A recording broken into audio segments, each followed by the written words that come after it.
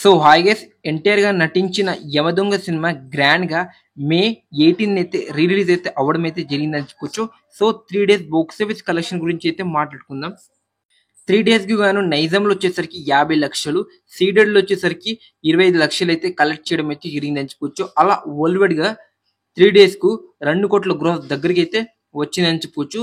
So release లో చాలా అంటే చాలా డిసప్పాయింట్ అయితే ఈ సినిమా అయితే చేసిన చెప్పుకోవచ్చు. ఎన్టీఆర్ అనే ఫ్యాన్స్ మాత్రమే ఎంజాయ్ అయితే చేయడం అయితే జరిగింది. నేను లాస్ట్ వీడియోలో చెప్పిన యూత్ ఇంకా ఫ్యామిలీ ఆడియన్స్ అయితే చాలా మంది అయితే ఈ సినిమా రిలీజ్ కోసం అయితే వెళ్ళలేదని చెప్పుకోవచ్చు. ఓన్లీ ఎన్టీఆర్ అనే ఫ్యాన్స్ మాస్ ఎవరైతే ఇష్టపడతారో వాళ్ళు మాత్రమే ఎంజాయ్ అయితే చేయడం అయితే జరిగిందని చెప్పుకోవచ్చు. సో ఇదైతే యావరేజ్ కలెక్షన్ అని చెప్పుకోవచ్చు. సో చూడాలి మళ్ళీ అప్కమింగ్ మూవీస్ తో మన ఎన్టీఆర్ అనే ఫ్యాన్స్ రిలీజ్ చేసి ఏది పెద్ద రికార్డ్స్ క్రియేట్ చేస్తారో. సో టాప్ 1 లో వచ్చేసరికి మురారీనే కంటిన్యూ అయితే అవుతుంది మన తెలుగు స్టేట్ ప్రకారంగా. So Yamadonga full run release collection ఎంత రావచ్చు అనేది జెన్యున్ గా అయితే కామెంట్ చేయండి. సో ఇప్పుడు వచ్చేసరికి వార్ 2 గురించి అయితే మాట్లాడుకుందాం. సో వార్ 2 సినిమాలో మన రితిక్ రోషన్ అన్న ఎన్టీఆర్ ని అయితే కంప్లీట్ గా డామినేట్ చేసి తన బల్క్ బాడీతో తన స్క్రీన్ ప్రెజెన్స్ తో మన ఎన్టీఆర్ అని అయితే ఎక్కడైతే మనకి కనిపిస్తా లేడని ఎన్టీఆర్ అన్న ఫ్యాన్స్ కొంతమంది అయితే మాట్లాడుకుంటున్నారు అని చెప్పుకోవచ్చు. అది 100% ఎస్ అని చెప్పుకోవచ్చు.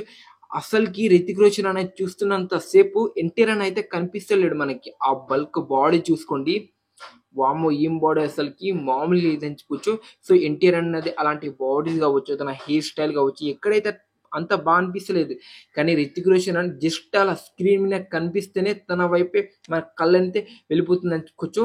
సో వార్ 2లో ఎన్టీఆర్ అనే క్యారెక్టర్ ఏంటి, తన పేరు ఏంటి, డైరెక్ట్ ఏం పెట్టుంటాడు అనేది ఈగల్లీ ఎగ్జైట్ తో వెయిట్ చేస్తున్నా.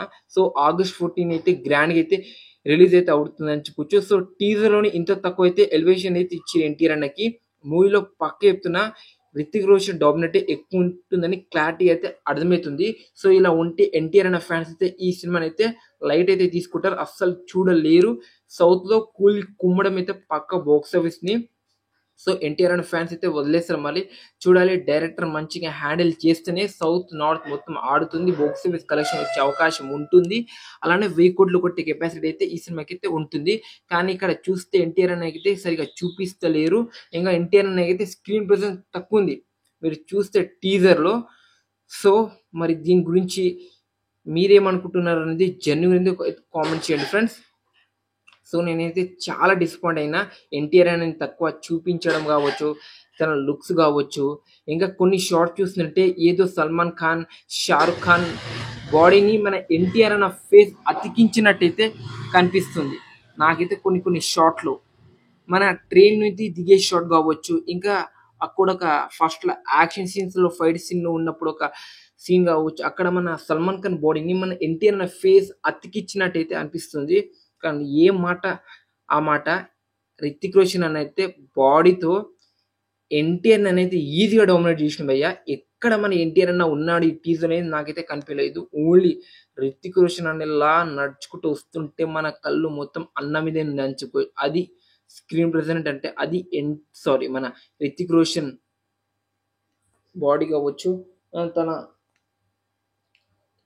బల్క్, అది మన రితిక్ రోషన్ అన్న కట్అవుట్. మరి దీని గురించి మీ హానెస్ట్ ఒపీనియన్ ఏంటో కామెంట్ చేయండి. ఓకే.